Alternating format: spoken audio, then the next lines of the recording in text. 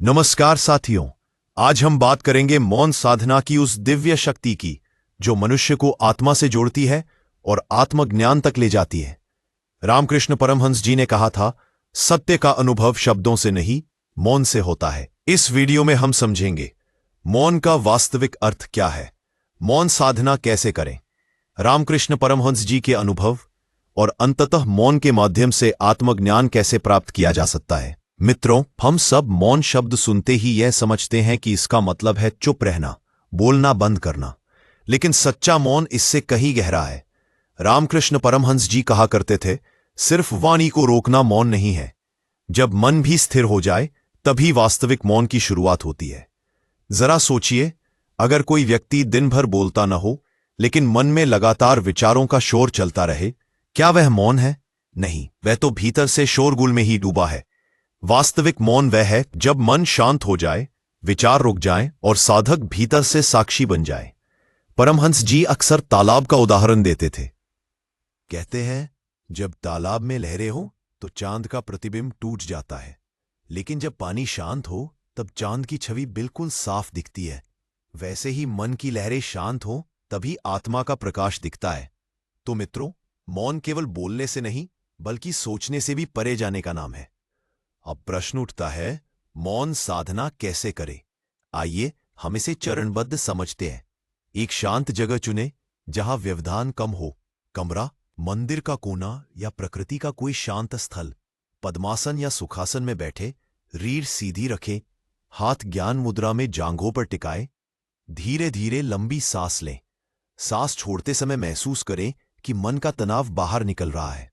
अपने आप से संकल्प करें, अगले 10 मिनट में पूर्ण मौन में रहूंगा। न मन में प्रार्थना, न शब्दों की पुनरावृत्ति, सिर्फ मौन।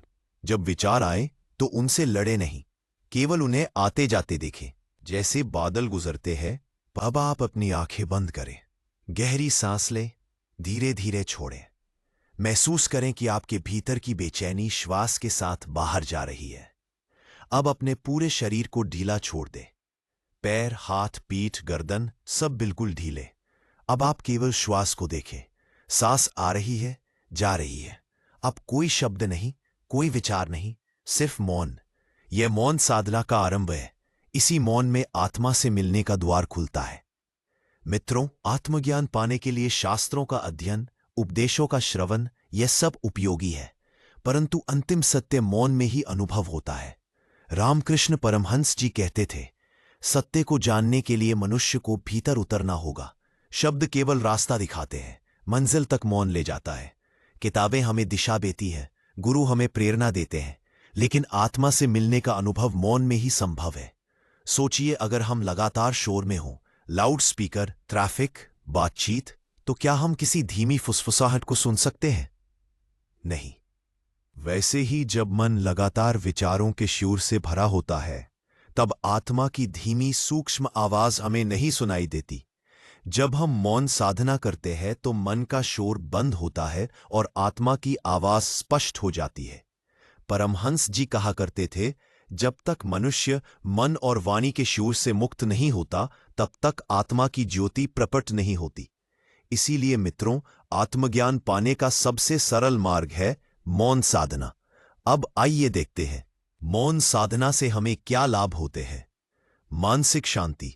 मौन साधना करने से मन की बेचैनी धीरे धीरे समाप्त होती है। तनाव, चिंता और क्रोध स्वतः कम होने लगते हैं।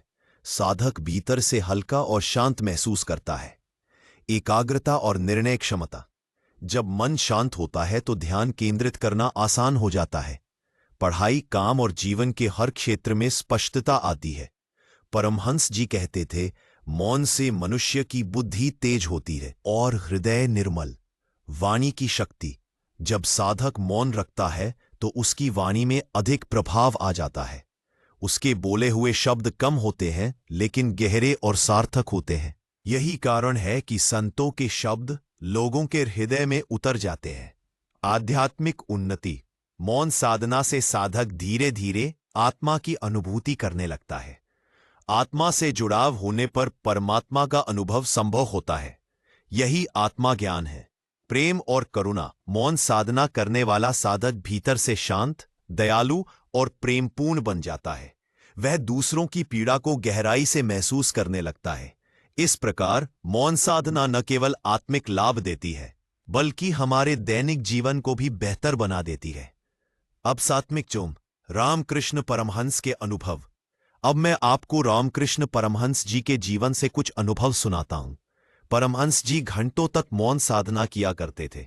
कभी कभी वे समाधि की अवस्था में चले जाते और कई घंटों तक न बोलते, न हिलते डुलते। शब्दों से ईश्वर को न तो बांधा जा सकता है, न समझाया जा सकता है।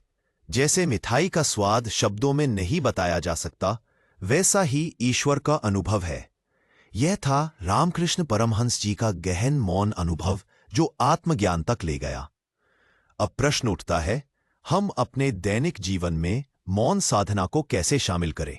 रामकृष्ण परमहंस जी ने कई बार कहा था, रोज कुछ समय मौन में बैठो, धीरे धीरे मौन तुम्हें बदल देगा। तो आइए कुछ सरल उपाय देखें। दैनिक मौन अभ्यास। दिन में कम से कम 10 से 15 मिनट मौन में बैठें। धीरे धीरे समय बढ़ाएं। साप्ताहिक मौन व्रत। हफ्ते में एक दिन कुछ घंटे बिना बोले बिताएं। यह मौन सिर्फ वाणी का नहीं, बल्कि मन का भी होना चाहिए। प्रकृति में मौन। जब भी संभव हो, प्रकृति के बीच, जंगल, नदी, पहाड़ या बगीचे में मौन साधना करें। प्रकृति का मौन हमारे भीतर के मौन को जागृत करता है। वाणी पर नियंत्रण। जब भी बोले, सोच समझकर बोले। मौन साधक की वाणी कम होती है, लेकिन प्रभावशाली होती है। आंतरिक मौन भले ही बाहर आप लोगों के बीच हो, पर भीतर शांति बनाए रखे। यह आंतरिक मौन सबसे शक्तिशाली है। यदि आप इन छोटे छोटे उपायों को जीवन में अपनाते हैं, तो धीरे धीरे आपका पूरा जीवन बदल जाएगा। मित्रों, मौन साधना केवल एक साधना नहीं है, यह आत्मज्ञान का द्वार है। रामकृष्ण परमहंस जी ने कहा था, जब मनुष्य मौन में प्रवेश करता है, तभी वह आत्मा की ज्योति को देख सकता है। हमने आज समझा, मौन का अर्थ केवल चुप रहना नहीं, बल्कि मन और विचारों का स्थिर होना है। मौन साधना की विधि क्या है? मौन से हमें मानसिक शांति, एकाग्रता, प्रेम और आत्मज्ञान मिलता है। और परमहंस जी के जीवन से यह सीखा कि सत्य का अनुभव शब्दों में नहीं, बल्कि मौन में होता है। आज से आप भी प्रतिदिन कुछ समय मौन में बिताएं। धीरे धीरे आप पाएंगे कि जीवन की हर उलझन सरल हो रही है, मन शांत हो रहा है और आत्मा परमात्मा से मिलने की ओर बढ़ रही है।